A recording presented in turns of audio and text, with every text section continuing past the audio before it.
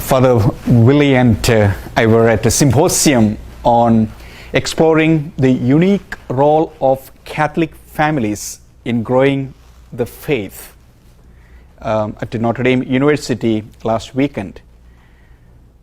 It was an enriching, enlightening, as well as a challenging symposium on family life. This symposium on family life focused on both the renewal of domestic church life and the development of more coherent, authentic, and ecological domestic church-based spirituality. One of the presentations that caught my attention focused on the big mess in raising virtuous children in the modern world as determined by neuroscience.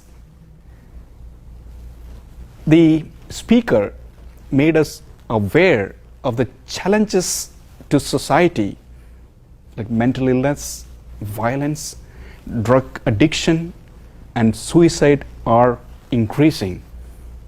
She cited a study that claimed distrust, loneliness, and despair have skyrocketed and psychopathology is increasing.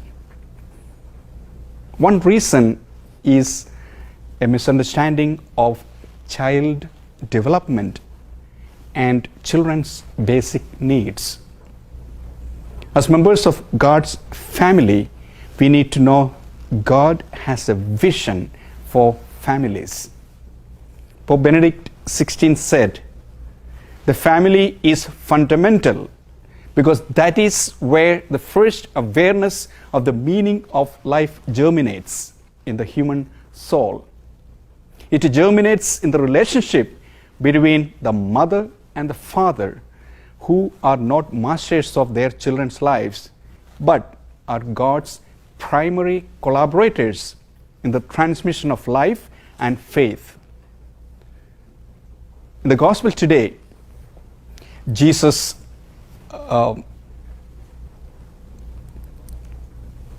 tells us that as members of his family, making us responsible for each other, especially the children. In explaining a child's development and basic needs, the speaker emphasized touch, play, and family togetherness and asked these questions. How often did you affectionately touch, kiss, or hug your child? How much did the child play actively and freely with other children outside, like play organized by children, not in organized activities? How much did they play actively and freely with other children inside, like play organized by children, not in organized activities and not passive watching of television or videos?